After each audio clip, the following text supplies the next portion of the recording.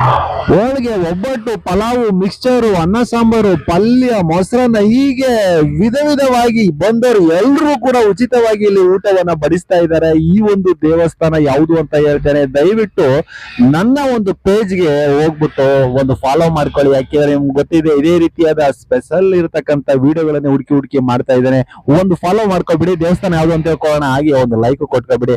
Follow ಮಾಡ್ಕೊಂಡ್ರಾ, like ಕೊಟ್ಕೊಂಡ್ರಾ? Yes, ಬನ್ನಿ ತಿಳ್ಕೊಳ್ಳೋಣ. ಆಕ್ಚುಲಿ ಇದು ಈ ಒಂದು ದೇವಸ್ಥಾನ ಎಲ್ಲಿದೆ ಅಂತಂದ್ರೆ, ಇದು ಬ್ರಹ್ಮ ರಥೋತ್ಸವ ನಡೀತಾ ಇದೆ ಇಲ್ಲಿ. ಹಾಗಾಗಿ ಮೃಷ್ಟಾನ್ನ ಭೋಜನ ಬಂದವರು ಎಲ್ರಿಗೂ ಕೂಡ ಏನ್ ಜನ, ಅಬಾಬಾಬಾಬಾ ಭಯಂಕರ ಜನ ಬಂದಿದ್ರು. ಆಕ್ಚುಲಿ ಈ ಒಂದು ಪ್ಲೇಸ್ ಯಾವ್ದಪ್ಪ ಅಂದ್ರೆ ಮರಿ ತಿರುಪತಿ ದೇವಸ್ಥಾನ ಅಂದ್ಬಿಟ್ಟೆ ಫೇಮಸ್ ಆಗಿದೆ. ಇದು ಮರಿ ತಿರುಪತಿ ದೇವಸ್ಥಾನ ಅಂತ ಫೇಮಸ್ ಆಗಿರ್ತಕ್ಕಂಥದ್ದು ತುಂಬಾ ಜನ ಗೊತ್ತಿದೆ. ಇದು ಬರ್ತಕ್ಕಂಥದ್ದು ಮಹಾಲಕ್ಷ್ಮಿ ಲೇಔಟ್ ಅಲ್ಲಿ.